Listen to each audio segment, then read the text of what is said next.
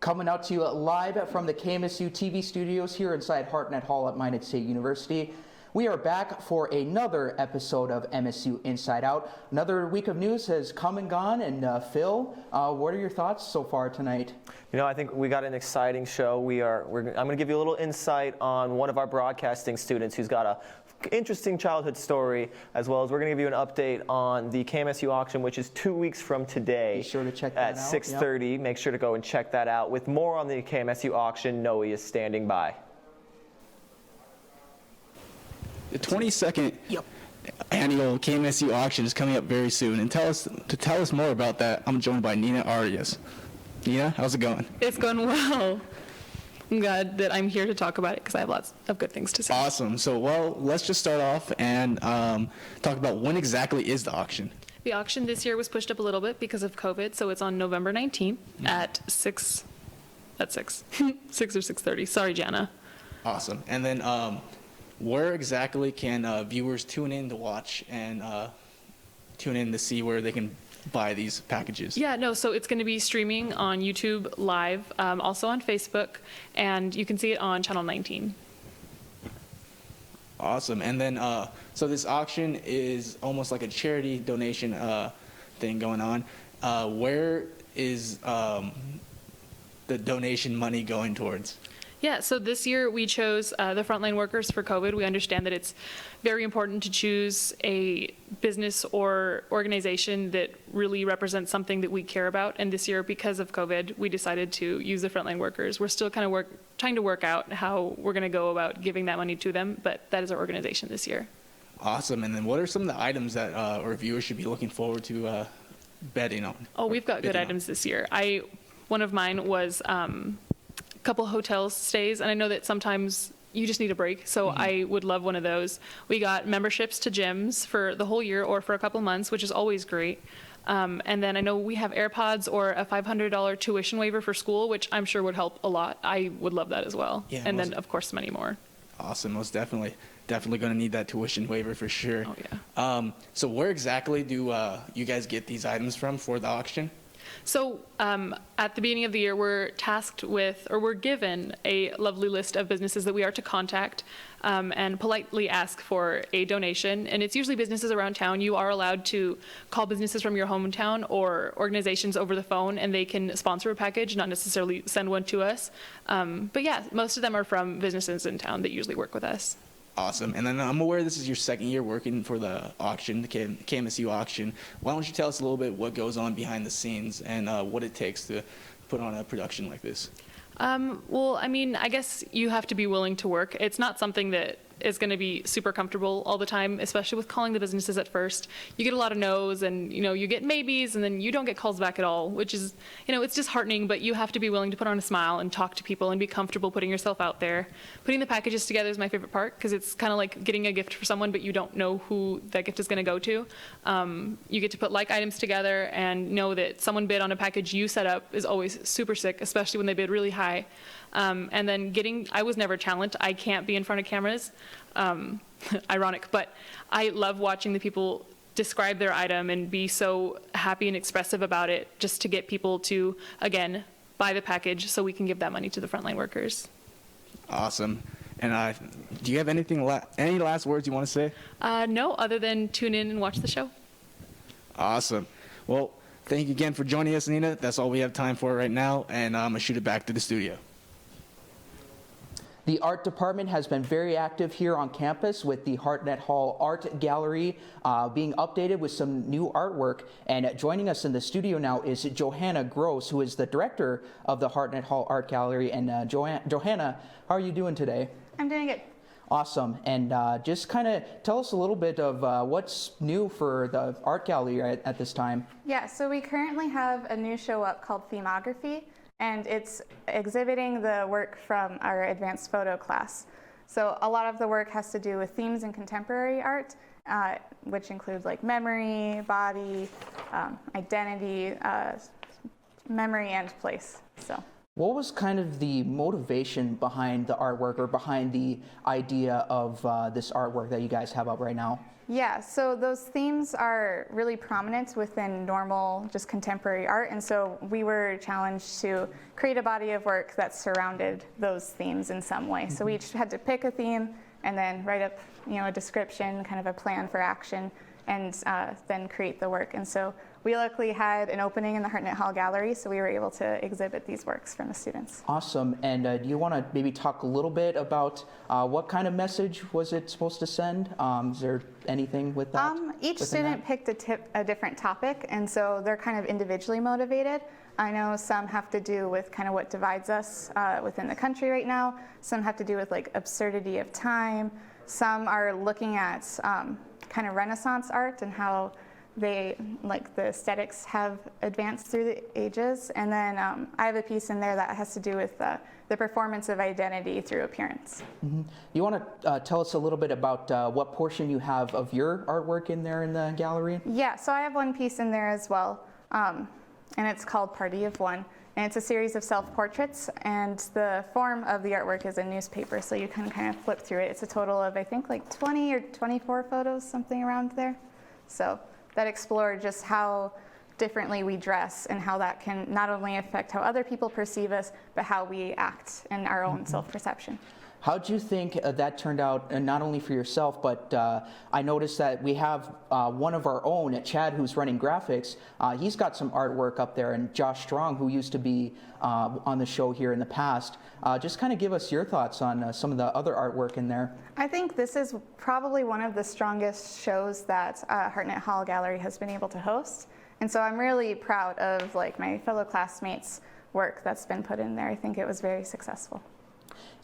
Just kind of tell us the challenge of COVID. How has that kind of changed everything for you guys? Did you have to make any adjustments in there, kind of rearranging some things? Tell us a little bit about that. With the gallery itself, for this show specifically, for example, we aren't holding a public reception. It is open to the public. Anytime Harnett Hall is open, the gallery is also open. So anyone who wants to come in and check out the work, they're free to. We usually have pretty low capacity at one time going in and out. So overcrowding isn't really a fear of ours. But with that, just the lack of reception, the lack of food and drinks and stuff like that has been kind of the main thing that affected Harnett Hall.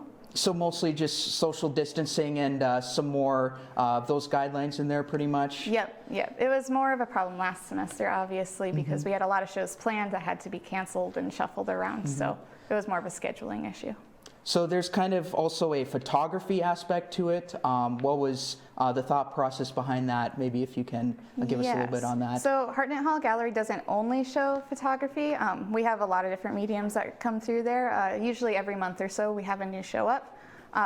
This current one was just specific to the advanced photo class. I knew that they were going to have a collection of work that would be suitable for the gallery, and it was available. So.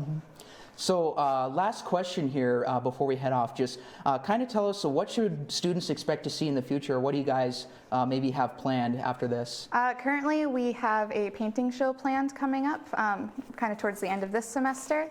And then going forward, we're a little bit looser with our plans. I know that the paperworks class will likely have a show next semester, so that has to do with a lot of bookmaking. And then we're also always open to kind of requests, or if any student has a body of work that they would like to show, they can put in a submission and we'll review it, and they might be able to have a show in the gallery as well. Well, students, if you have any sort of art taste, just contact Johannah and maybe you might be able to showcase your artwork there. But, well, Johannah, judging by what we've heard today, there's certainly, there seems like a lot of great artwork in the studio right now, and we thank you for coming on to speak about the gallery today. That was Johannah Grosz, the director of the Harnett Hall Art Gallery. When we come back from Underwriters, we will have Emily reporting on news, talking about the latest in graduation, and we'll have Roxanne also with the weather. Don't go anywhere, folks. Thank you to all of our Underwriters. Trinity Health is a comprehensive healthcare system based in Minot, North Dakota. Fiancé, with all your prom and bridal needs, located in downtown Minot. KCJB 910 AM, Minot's news and information station. Buffalo Wild Wings. Wings, beer, sports. KIZZ FM Z94, playing today's hit music. Mix 99.9, Minot's Music Mix. SRT, offering a number of services including phone, TV, internet, and security. KRRZ, 1390 AM, Minot's Classic Hits.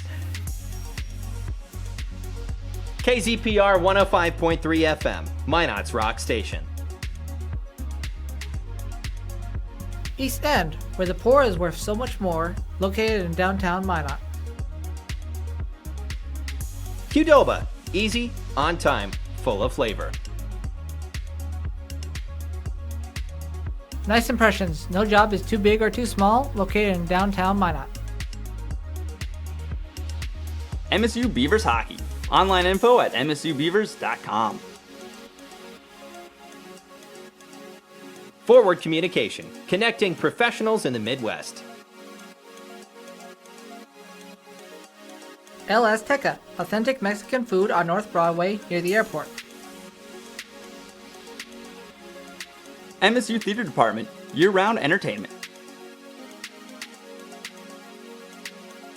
Red and Green, MSU's student-run newspaper. MSU Bookstore, for all your campus needs.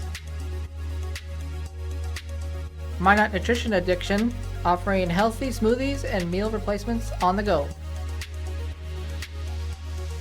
H-Bar-B Construction, for all your oil field needs.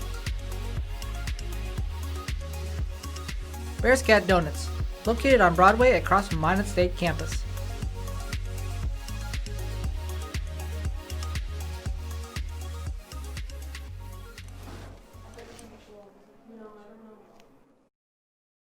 Thank you for all of our underwriters. We truly can't do this show without them. Yeah, and certainly, big thanks to all our sponsors, putting all their time and effort and support to the KMSU Broadcasting Department. Emily, you have the news for us, some of the latest with graduation being changed a little bit. What do you have on that front? Yeah, so before we start, I was just curious, when are you guys planning on graduating? For me, it'll probably be spring of 2023. Who knows what will happen, but that's the plan.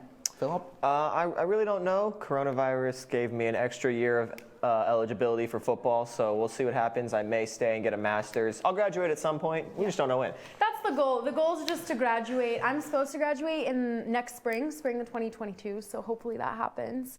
Minot State announced that there will not be a commencement ceremony for those graduating in December and graduates from last spring.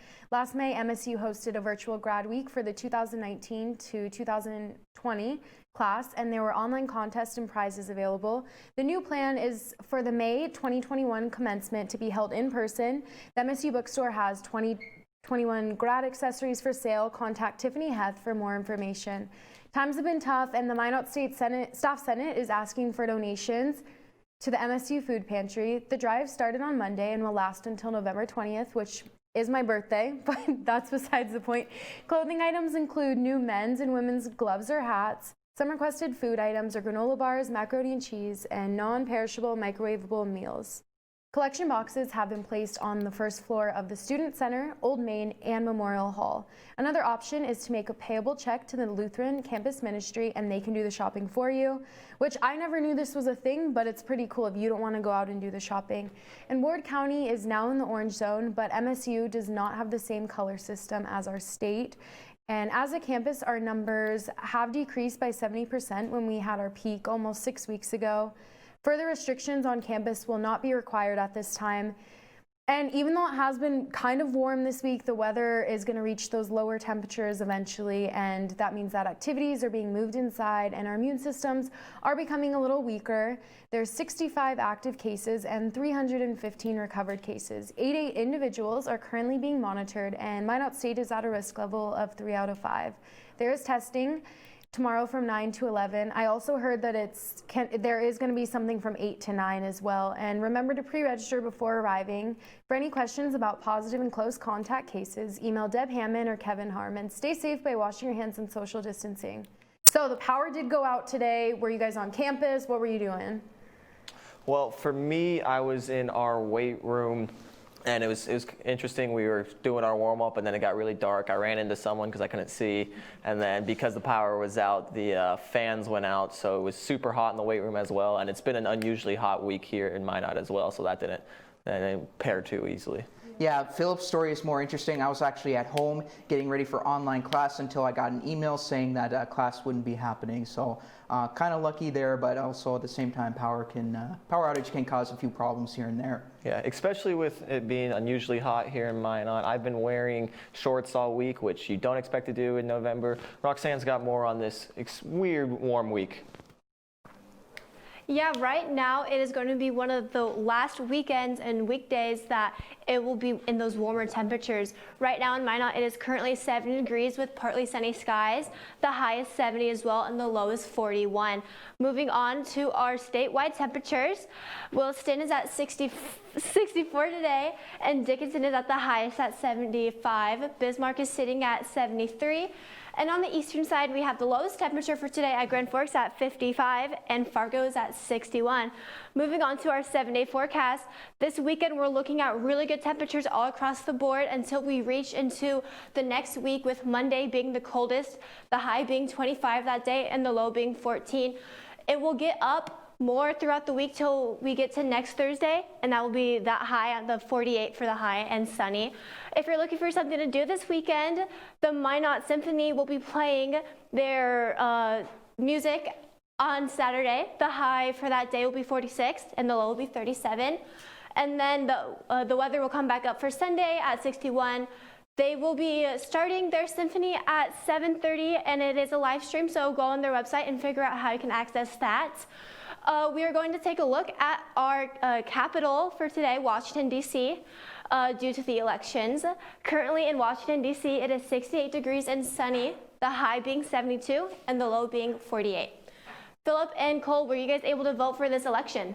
Yeah, I was. I voted the other, like 2 weeks ago in Colorado with a mail-in ballot, so that was cool, getting my first experience getting to vote.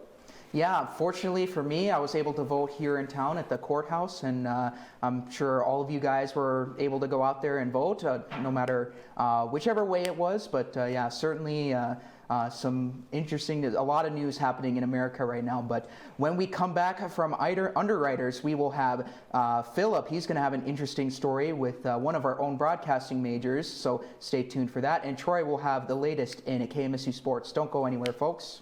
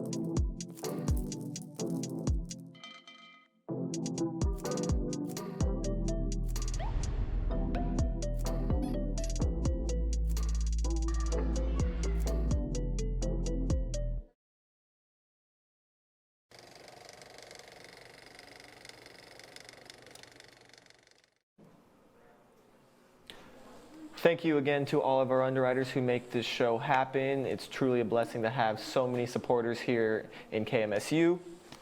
coming to Minot State from San Diego. He's a submarine pitcher who, in last year in a relief appearance against the number 3 team in the nation, earned his first win.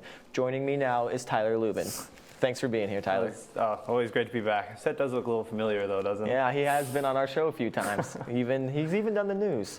So you are a submarine pitcher, which is an unusual pitching style. How'd you get into that? So I came to Minot, 3 years ago, and I wasn't a submariner to begin with, but I saw it as an opportunity to kind of do something different and, provide a different look for hitters. And that's I worked on it pretty hard for about a year. And then last year it was kind of the first time I got to see how it is in competition. And I'd say it went pretty well, even before Corona happened. Yeah, you guys were definitely playing really well before coronavirus. What got you into playing baseball? Mainly my father. My dad played professional baseball back in the 80s. He got drafted by the Rays and kind of showed it to me when I was young. And after that I kind of just fell in love with it. And that was something that I just kept going every single day. And I never really lost that love for it. That's awesome. You experienced a pretty interesting childhood compared to most individuals. Can you explain to us what that was like? Yeah, well, growing up, one day at Universal Studios, I was with my mom, and they had kind of those live action shows kind of things where they call people in the audience. And I ran up there, and they had this giant robot wolf. Mm-hmm. And I was 6 years old, and it kind of scared me, so I started crying, running around. And a talent agent was in the audience that day and went out to my mom and said, he needs to be in kind of show business. So I did my first Dunkin' Donuts commercial a week later, and that kind of just started my kind of little childhood acting career. That's a pretty cool experience. What was some of those childhood acting movies, shows you've been on? I have, probably the thing that I was most recognizable in, I was in I Now Pronounce You Chuck and Larry with Adam Sandler and Kevin James. I spoke in that one. There were a lot of cool things for that. I got to go to the red carpet premiere and kind of I got to meet Adam Sandler and Kevin James and stuff like that. I'd done commercials for Disney, McDonald's. I was on Modern Family, 2.5 Men, a bunch of Allstate kind of stuff like that. Yeah, I believe a music video too, but I'm not really too sure. That's pretty crazy. So living that Hollywood experience, name some of the cool individuals you either met, got to star with, got to experience that childhood acting life with. The most starstruck, or kind of just Give us a little bit of everything. Well, probably my most wow moment, because I was really into sports as a kid, is I did a Subway commercial, and I met Blake Griffin. And funny story, I was going to take a picture with him after our commercial, and my phone died. So he felt really bad and signed a pair of his shoes that he had on that day, size 18s, and I still have them in my room right now. And probably the one that was the most famous was probably Will Smith on 7 Pounds. I got a picture with him. Had a pretty long talk at 8 years old. I didn't know what I was saying, but obviously that was still cool. And probably my funniest looking back on it was probably Charlie Sheen. That's awesome. I love 7 Pounds. It's a great movie. So how do you go from being a childhood actor to wanting to be in broadcasting? I think kind of just growing up, I kind of like being able to talk and have an audience, I guess, per se. And being able to come to Minot State and seeing that as an option, I figured, I would like to be a part of it. And so far, I've had nothing but positive things to say about it. What's your dream job with broadcasting after Minot State? That's the thing. At this point, I really don't know. I still have an agent at the moment, and I could go down that route. But for broadcasting wise, I do enjoy kind of what you guys do here, and maybe pursuing something that after school, maybe in some sort of market. That's awesome. Again, that is Tyler Luban, MSU baseball player and pitcher. Make sure to check him out on the Diamond in the spring. And if you want to see him as a childhood actor, make sure to watch I Pronounce You Chuck and Larry. Now it's time for sports. There is an important race going on in football right now. It's to see who gets their first win, Troy Kowal in fantasy football or the New York Jets. Troy, how's the fantasy football team looking? We're still 0-8. Maybe we'll win this week, maybe not. We'll see how tonight goes. And welcome to the KMSU Sports Desk. I am Troy Kowal. Kicking things off in the NFL, the trade deadline has come and gone as some teams added to their roster, like the Patriots, adding a depth at wide receiver. Some other headlines around the NFL are the undefeated Pittsburgh Steelers as they continue to win, and how the Tampa Bay Buccaneers added Antonio Brown, and how have Tom Brady pairing up for the second game of their careers. Now turning to Troy's picks.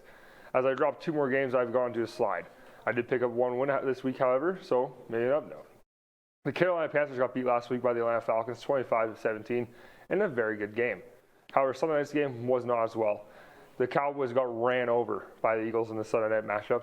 Very tough for the Cowboys without their two quarterbacks. Monday night, we saw the nail-biter between the Giants and Buccaneers as it came down to the end. The final score was 25-23 for the Buccaneers. The Giants will look to bounce back this week. Now, looking ahead to this week's primetime matchups and my picks. Starting tonight with the game between the 4-4 49ers and the Green Bay Packers. After the loss for the 49ers, I choose the Cheeseheads here, knocking off the 49ers. On Sunday night, Tom Brady and Drew Brees battle for the second time this season.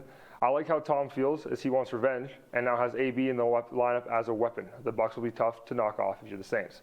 Monday night to close the week will be a game between two teams that have 2 wins. That's 2 more than my fantasy football team, but that's still just 2 wins. The Patriots will probably pick up their 3rd win as they knock off the Jets, in my mind. Now, turning to college football, a lot of eyes have turned to the Pac-12 as they start this week. It'll be interesting to see how the teams play as they prepare for a shortened season with the kickoff starting Saturday. Some teams are already ranked, however, and it'll be interesting to see how after their first game the NCAA polls are affected this Saturday. And in the PGA, people are gearing up for the Masters, which is being played in November, which is much different than normal. It'll be interesting to see how the trees look. For me, I'm a big golf fan, and the Masters course is beautiful. Personally, though, I'm pulling for Phil Mickelson, the lefty, see how he does this year at the Masters. And in the world in high school football in Minot, it's starting to slow down, but however, the Bishop Bryan Lions have a chance to keep moving up here. If they win this week, they go to the finals. They take on Langdon this weekend in Langdon at 2 p.m. on Saturday. It's going to be a good one. Make sure to tune in if you can. Minot State athletic news, the Beavers keep building the dam and keep getting better as they wait for their chance to go to battle for MSU in the new year. For KMSU Sports, I am Troy Kowal. Stay classy, Minot. Phillip, how's your fantasy football team doing? I believe I am 3-5. I went on a little bit of a losing streak, but I picked up a win last week. So we're getting back. I score a lot of points, but my team has also given up the most points in fantasy football, so it doesn't go too well. Still better than me, man. Yeah. Yeah, and unfortunately I couldn't do fantasy football this year, but it's always cool to hear from other people on how their fantasy teams are doing, and I'm glad to see, Phil, you're just trucking along here. Hopefully, again, Troy can pick up a win here soon, but happy for the Lions. They just need one more win this weekend to move on to the state title game. Hopefully that will end up a victory for them, but that was Troy with sports. Thank you, Troy. Yeah, we had a really good show. It was cool to talk to Tyler, get a feeling of what that childhood acting experience was, as well as talk to Nina about the KMSU auction. Make sure to tune in 2 weeks for the KMSU auction right here on Channel 19. Make the call, win it all. There's gonna be a bunch of great opportunities on that auction. Had some great talk with Johannah about some of the new artwork too today. Yeah, make sure to go and check that out if you have the opportunity. We want to thank all of our sponsors for making this show happen, as well as we want to thank the people in our studio for doing all the behind the scenes.